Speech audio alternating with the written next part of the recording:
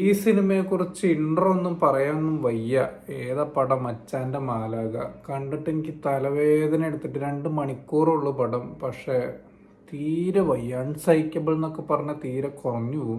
ആകെ എന്താ പറയാ, സഹിക്കാൻ പറ്റുന്ന രണ്ട് കഥാപാത്രങ്ങൾ എന്ന് പറയുന്നത്, ഒന്ന് നമ്മുടെ ദിലീഷ് പോത്തന്റെ ക്യാരക്ടറും അതുപോലെ തന്നെ നമ്മുടെ ശ്രുതി ജയന്റെ, അതായത് ദിലീഷ് പോത്തന്റെ വൈഫായിട്ട് വന്നിട്ടുള്ള ശ്രുതി ജയന്റെ ക്യാരക്ടർ മാത്രമാണ് കുറച്ചെങ്കിലും ഒരു ആശ്വാസം എന്ന് പറയുന്നത്.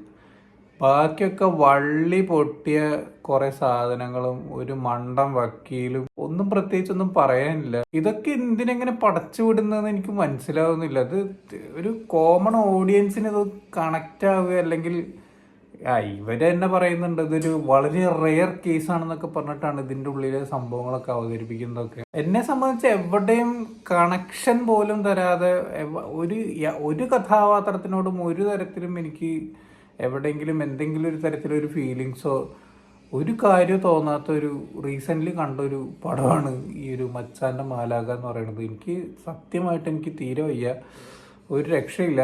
കണ്ടിട്ട് ആകെ 2 മണിക്കൂറുള്ളൂ വെച്ച് കഴിഞ്ഞാലും ഒരു 4 മണിക്കൂറിനടുത്തിരുന്ന് കണ്ടൊരു ഫീലാണ്. കാരണം ഇങ്ങനെ എഴഞ്ഞ് നമുക്ക് മനസ്സിലായിട്ട് പോലും പറഞ്ഞ സാധനങ്ങൾ തന്നെ പിന്നെയും പറഞ്ഞ് പിന്നെ ഒരു ഇൻ്റർവെല്ലിനോട് അടുപ്പിച്ച് ഇൻ്റർവെല്ലിൻ്റെ ആ ഒരു ടൈം മാത്രമാണ് കുറച്ച് വിചാരിക്കാത്ത പോലെ ഒന്ന് മൂവ് ചെയ്തു എന്ന് തോന്നിയിട്ടുള്ളത്. ബാക്കിയൊക്കെ കണക്കാ. വേണ്ടവർ പോയി തിയേറ്ററിൽ പോയി കാണുക, ഇല്ലാത്തവർ മിണ്ടാണ്ട് വീട്ടിൽ കുത്തിയിരിക്കുക, അല്ലാതെ വേറൊന്നും പറയാനില്ല. സോ നിങ്ങൾ ഈ ഒരു സിനിമ കണ്ടിട്ടുള്ളവരാണെങ്കിൽ നിങ്ങളുടെ അഭിപ്രായം എന്താണെന്നുള്ളത് എന്നോട് പറയുക.